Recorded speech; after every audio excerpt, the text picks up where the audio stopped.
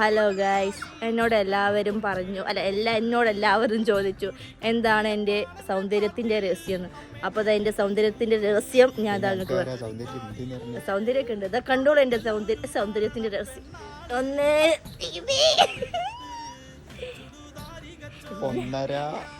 രണ്ട് ഞാൻ അങ്ങോട്ട് പോകുന്നത് ഇത് 3 കിലോന് 2 4 3 കിലോന് 4 ആയാൽ എത്ര കണക്കിൽ ഞാൻ വീക്കാണ്. പറ 3 × 4